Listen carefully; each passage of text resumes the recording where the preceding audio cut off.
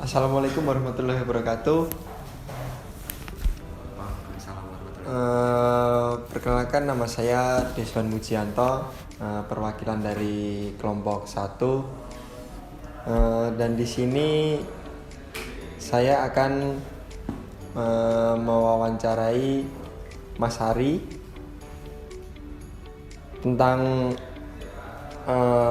apa itu profesi arsitek. Itu profesi arsitek. Dan di sini sudah ada Mas Hari. Ya. Mas, silahkan untuk memperkenalkan Oke. diri. Ya, sebelumnya salam kenal. Saya Ari Rizky Ramdhani. Saya kebetulan saat ini berposisi sebagai arsitek eksekutif di PT Konut Indonesia. Kurang lebih seperti itu kali ya, Mas. Ya. Mau dilanjut, Mas? Dan di sini saya langsung saja untuk memberikan pertanyaan kepada Mas Ari. Ya. Yang pertama, berapa lama pengalaman profesional Mas Ari sebagai arsitek, dan apa proyek paling menonjol yang pernah Mas Ari kerjakan? Oke, kalau berpraktek secara ofisial sebagai arsitek sebetulnya di 2019, Mas Rizwan. Dari 2019, tapi dari 2017 saya udah terjun di bidang arsitektur sebagai junior arsitek waktu itu masih, karena statusnya waktu itu masih sambil kuliah juga. Nah, di 2019 baru benar-benar berpraktek sebagai arsitek utama. Kalau project yang paling berkesan atau menonjol sendiri mungkin secara skalatis ada project Masjid Raya di Sofifi, Maluku Utara. Jauhnya Itu Mas Ari Maluku Utara. di Maluku Utara. Waktu itu saya sebagai arsitek utamanya. Mungkin kenapa saya bilang project itu yang paling menonjol atau berkesan, karena proyek itu proyek pertama saya membuat master planning kawasan juga, karena waktu itu lahannya 5 hektar dan dari Pak Gubernur Maluku Utara sendiri meminta ada Islamic Center, ada area pesantren, lalu ada area untuk community centernya juga, ada area taman juga, landscape-nya pun termasuk didesainkan gitu. Nah, mungkin kalau Mas Deswan lagi ada waktu iseng-iseng pengen lihat, bisa aja di googling aja Masjid Raya Sofifi. Kalau nggak salah udah diresmikan sama Presiden Jokowi di tahun 2021 atau 2022 gitu. Udah sempat diresmikan. Saya lanjut untuk pertanyaan kedua. Untuk Mas Hari, apa pendekatan desain yang Mas Ari gunakan dalam proyek-proyek Mas Hari, dan bagaimana Mas Ari memastikan bahwa desain Mas Ari memenuhi kebutuhan dan preferensi klien? Oke. Nah, untuk pertanyaan ini mungkin karena kebetulan kan saya sejauh berpraktek dari 2017 sampai sekarang gitu ya, lebih banyak proyek yang dihandle adalah residensial, perumahan gitu. Jadi dari pertanyaan Mas Deswan tadi sebetulnya relate banget sih gitu, gimana saya approach ke klien gitu kan, apa sih basicnya untuk menentukan desain itu sampai jadi sebuah desain gitu. Nah, biasanya saya yang pertama dilakukan pasti konsultasi dulu sama si pihak klien kan. Saya pengen tahu dulu nih secara kebutuhan dia butuhnya apa aja sih. Nah, kurang lebih kayak gitulah Mas Deswan, gambaran kasarnya. Ya, itu untuk pertanyaan ketiga. Dan kemudian langsung saja untuk pertanyaan keempat. Apakah Mas Ari memiliki pengalaman dengan bangunan rumah ramah lingkungan? Secara pengalaman kalau ditanya pernah atau enggak, ya pernah. Tapi kalau secara praktek sejauh ini belum ada klien yang mau total pakai konsep itu. Tapi mendekati ada lah. Mendekati ada. Seperti itu. Dan untuk pertanyaan kelima untuk Mas Hari, bagaimana Mas Hari berkolaborasi dengan klien dan kontraktor dalam proses desain dan konstruksi? Dan bagaimana Mas Ari memastikan keterlibatan mereka sepanjang proses tersebut, Mas? Ya, oke. Nah, keterlibatan saya dengan klien dan kontraktor ya. Nah, kalau secara proses desain sendiri itu kan biasanya dari segi material dan segala macam itu dari tim konsultan gitu ya dari saya sebagai arsitek tuh udah merekomendasikan material-material apa sih yang dipakai gitu kan. Nah itu biasanya udah tertuang dalam gambar kerja gitu di tahap awal.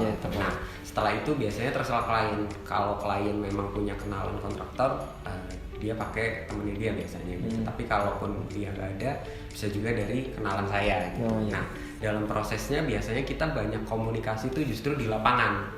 Mah di lapangan nih Mas. Betul, ketika bangunannya sudah tereksekusi gitu ya berjalan, komunikasi saya dengan tim kontraktor ya sudah jelas pasti lebih banyak ngomongin soal desainnya.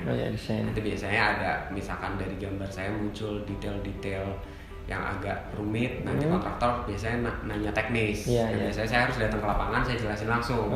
Jadi kita ngobrol. Atau misalkan ternyata pas dieksekusi di lapangan ada beberapa hal yang menurut kontraktor ini kayaknya perlu penyesuaian atau apa gitu. Nah itu nanti kita akan diskusi cari jalan tengahnya gitu. Secara arsiteknya, estetikanya nggak terganggu gitu, tapi secara keamanan dan struktur atau secara budgeting gitu ya dari tim kontraktor juga tetap aman. Gitu.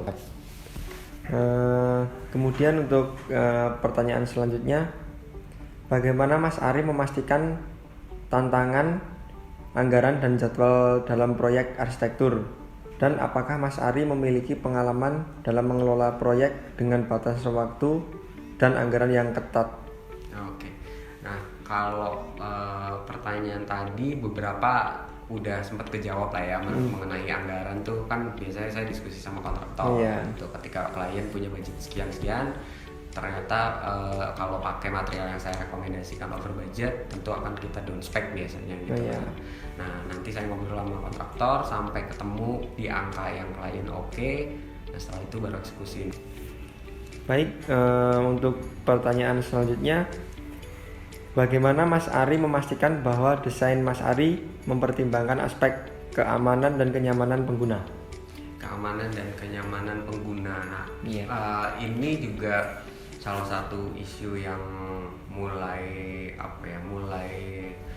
abu-abu ya, maksudnya kadang beberapa orang kalau ngomongin soal safety gitu ya, misalkan ada orang yang suka bagian tangganya pakai railing, itu kan salah satu aspek safety ya gitu. Nah sebetulnya tahapan ini sudah kita diskusikan di yang awal tadi gitu, itu kita udah ngobrol gitu, mau nggak sih segala macam. Tapi juga ada orang yang kayak misalkan tangganya nggak terlalu tinggi, udah nggak apa-apa mas nggak pakai railing gitu. Tapi untuk beberapa orang yang takutan kan mereka kan mikir nanti anak saya main ke situ jatuh gimana gitu. Nah biasanya itu kita pikirin banget gitu. Nah yang kedua aspek safety-nya adalah jalur-jalur maintenance biasanya saya siapkan. Misalkan saya rumahnya ada rooftop gitu ya, atau bagian situ area-area yang perlu dibersihkan, biasanya saya siapkan tangga ke atas gitu. Dan tangganya nanti kita setting supaya orang naik ke atas juga aman gitu.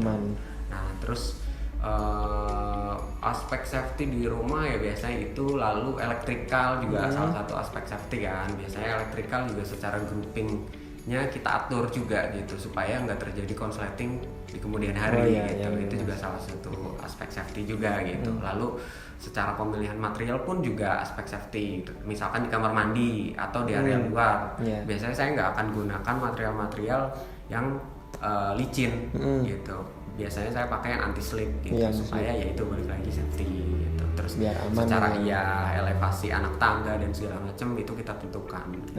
Kayak gitu sih Mas Jason. Ya itu nggak terlalu banyak sih kalau skupnya di dalam rumah ya. Tapi kalau udah skupnya building public itu mungkin isunya lebih banyak lagi. Gitu. Baik, cukup sekian.